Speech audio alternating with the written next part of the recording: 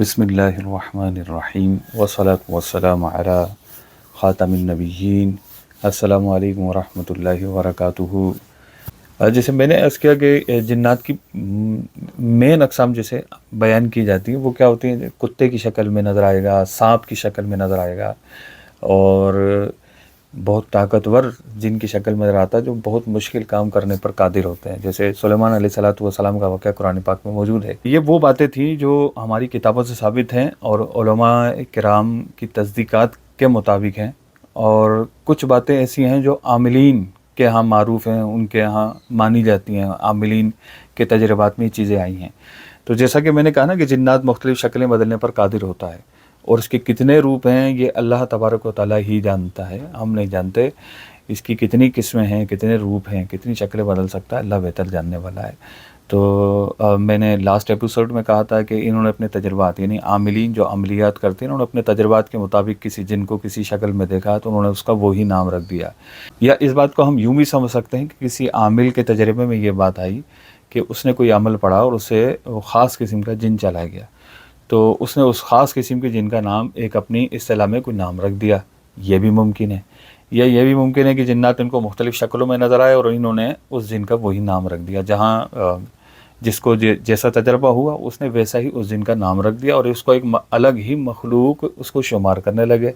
تو یہ عاملین میں ان کی الگ الگ مخلوقات بنتی ہیں کہ یہ فلاں جن ہے، یہ فلاں بھوت ہے، یہ فلاں پریت ہے، یہ فلاں پری ہے، یہ فلاں چڑیل ہے۔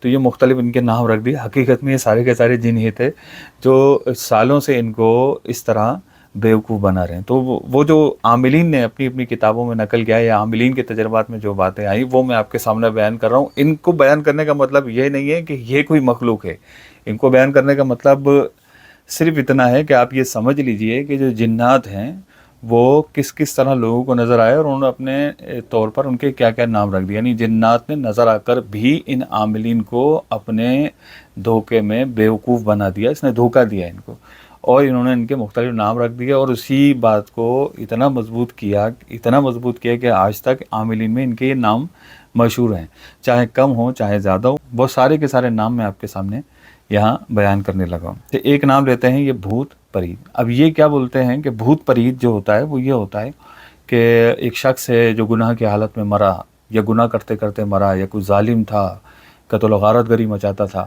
وہ اسی حالت میں مرا تو اس کی روح بھٹکتی ہے، اور روح بھٹکتی ہے اور لوگوں کو تنگ کرتی ہے، تو یہ ہوتا ہے بھوت پریت۔ جبکہ اسلامی جو تعلیمات ہے، اسلامی عقائد یہ ہیں کہ جو انسان پیدا ہوا وہ ایک بار پیدا ہوتا ہے، یہ ذہن میں رہے، ایک بار پیدا ہوگا، ایک ہی زندگی ہے، اس کے بعد آخرت کی زندگی ہے، اللہ تعالیٰ کی بارگاہ میں جواب دہ ہونا ہے، اور اس کے بعد جنت یا جہنم ٹھکانا ہے۔ انشاءاللہ مسلمانوں کو ٹھکانا جنت ہی ہوگا، انشاءاللہ ہمارا ٹھکانا بھی جنت ہی ہوگا۔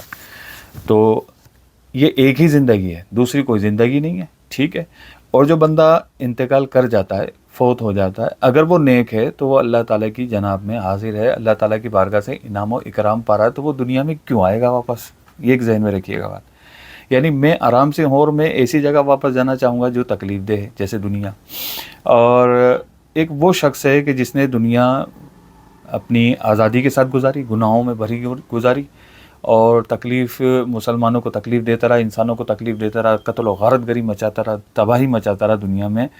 تو اب کیا اس کی روح آزاد ہے؟ ایسا نہیں ہے۔ اسلامی عقائد کے مطابق ایسے شخص کی روح آزاد نہیں ہوتی، ایسے شخص کی روح کو قید کر دیا جاتا ہے۔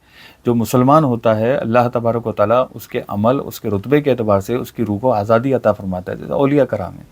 اور جو عام مسلمان ہیں، نیک ہیں، وہ انعام و اکرام میں ہوتے تو وہ دنیا میں کیوں واپس آئیں گے؟ اسی طرح جو گناہ گار ہے، وہ گناہ گار قید ہے، وہ واپس نہیں آ سکتا، کسی کی بھی روح واپس نہیں آتی۔ تو یہ جو ان بیچاروں کا ایک ذہن بن گیا کہ بھوت پریت ایک ایسے شخص کی روح ہے کہ جو دنیا میں گناہ کرتا تھا، گناہ کرتے کرتے مرا، اور اب اس کی روح جو ہے وہ کھلی گھوم رہی ہے اور جس کو چاہے اس کو پکڑ سکتی ہے، تو انہوں نے ایک نام رکھ دیا، جبکہ ایسا نہیں تھا۔ یہ جس کسی نے بھی پکڑا وہ جن ہی تھا، جن ہی نے شرارت کی، اور جن ہی نے ان کے ذہن میں یہ بات ڈالی، یا ان کو اس بات پر آمادہ کیا، اس بات کا یقین دلایا کہ یہ کچھ اور نہیں، یہ ایک بھٹکی ہوئی روح ہے، وہ فلاں ظالم تھا، یہ اس کی روح ہے۔ تو یوں اس طرح یہ لوگ اس کے دھوکے میں آئے اور اس کا یہ نام رکھ دیا بھوت پریت۔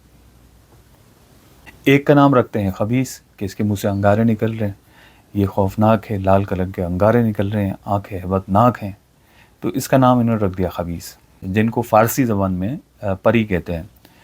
تو انہوں نے ان کو کوئی پر والا نظر آیا جن، تو انہوں نے اس کا نام رکھ دیا پری، اور اس کو ایک الگ مخلوق گننے لگے، تو یہ ایک تیسری قسم یہ بیان کرتے ہیں پری۔ منگل چماری ایک جن کا نام انہوں نے رکھا ہے۔ وہ کیا کہتے ہیں کہ منگل چماری یہ جنات کی فیمیل ہے، اور یہ جنی ہے، جنات کی فیمیل ہے، اور یہ مالدار، جنات کے مالدار گھرانے سے تعلق رکھتی ہے، اس لیے اس کا نام انہوں نے منگل چماری رکھا۔ ایک کا نام رکھا انہوں نے بیر۔ یہ بیر کیا ہوتا ہے؟ یہ عملیات، شیطانی عملیات میں ان کے تابع ہو جاتا ہے، اور جو یہ کہتے ہیں وہ یہ کرتا ہے۔ تو جیسا میں نے کہا کہ جنات کے مختلف روپ ہو سکتے ہیں، یہ کوئی الگ مخلوق نہیں ہے، جن ہی ہے، اور یہ اس کو ایڈمٹ کرتے ہیں، مانتے ہیں اس کو۔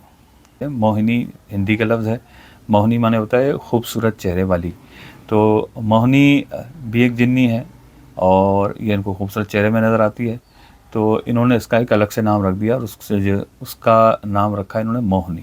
وبا و بلیات، وبا و بلیات کیا ہے ان کے نزدیک؟ وبا و بلیات مطلب کوئی بلائیں ہیں، کوئی آفتیں ہیں جو مسلمانوں پر اترتی ہیں اور مسلمانوں کو تکلیف پہنچاتی ہیں، جبکہ ایسا نہیں ہے۔ وبا اور بلیات یہ بھی جنات ہی ہیں، اور جنات ہی کی قسم ہے، جبکہ اعلیٰ حضرت نے بھی لکھا، اعلیٰ حضرت نے بھی بیان کیا کہ یہ جو وبا اور بلیات ہیں یہ بھی جنات ہی ہیں۔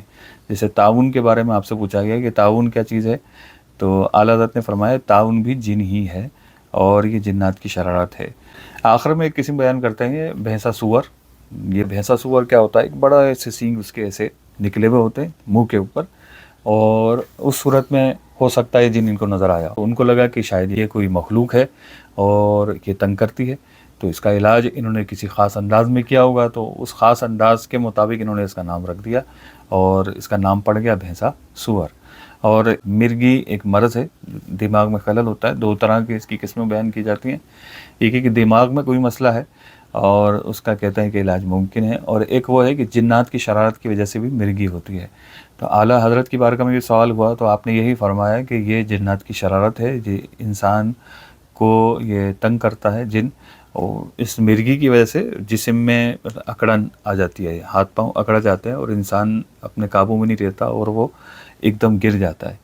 تو یہ کیا ہوتا ہے؟ یہ بھی ایک شیطان کی شرارت ہوتی ہے، اس جن کو ام الصبیان بھی کہتے ہیں۔ یہ بیماری ہے اور اس کا علاج ہو سکتا ہے۔ اعلیٰ حضرت نے فرمایا کہ یہ جو مرگی ہے ام الصبیان، یہ اگر 25 سال کی عمر سے پہلے ہو تو اس کے جانے کی امید ہے، یہ اس کا علاج ممکن ہے، لیکن اگر 25 سال یا 25 سال کے بعد ہوتی ہے تو اس کا علاج ممکن ہی ہے۔ ہاں، کسی اللہ کے ولی کی نظر پڑ جائے، وہ دعا کر دیں، یا کسی تعویذ کے ذریعے اس کا علاج ہو جائے، تو یہ اللہ پاک کے کرم سے کوئی نا امیدی نہیں ہے، وہ علاج ہو سکتا ہے اس کا ایک علاج ہے۔ علماء یہ بیان کرتے ہیں کہ جب بچہ پیدا ہوتا ہے تو اس کے کان میں اذان دی جاتی ہے، تو کان میں اذان دینے میں تاخیر نہیں کرنی چاہیے، تو جو بھی وہاں اذان دینے کا اہل موجود ہے اس کے ذریعے کان میں اذان دلوا لینی چاہیے۔ کان میں اذان دینے میں تاخیر کرنے کی وجہ سے یہ جو جن ہوتا ہے یہ بچے پر حملہ آور ہوتا ہے، اور پھر اس کو اس مرگی کے مرض میں مبتلا کر دیتا ہے۔ تو اس بات کا دھیان رکھنا بہت ضروری ہے کہ جو بچہ پیدا ہو فوراً اس کے کان میں اذان دلوا دی جائے۔ آپ کی تھوڑی سی توجہ ایک بچے کی زندگی، جو مستقبل میں اگر وہ زندہ رہتا ہے تو اس کی زندگی کی اتنی بڑی پریشانی سے اس کو نجات دے سکتی ہے۔ بہرحال اللہ پاک حفاظت فرمانے والا ہے، اللہ پاک ہم سب کی حفاظت فرمائے، ہم سب کے حال پر رحم فرمائے، ہمیں ہر طرح کی پریشانی، ہر طرح کی مصیبت سے محفوظ رکھے۔ اب تک کے لیے بس اتنا ہی۔ چینل کو سبسکرائب کر لیجئے اگر سبسکرائب نہیں کیا ہے، اور اس ویڈیو کو زیادہ سے زیادہ شیئر کیجئے تاکہ یہ جو معلومات ہیں یہ زیادہ سے زیادہ لوگوں تک پہنچیں اور زیادہ سے زیادہ لوگوں میں اویرنیس آئے۔ وقت ہم سب کا حامی و ناصر ہو۔ السلام علیکم ورحمۃ اللہ وبرکاتہ۔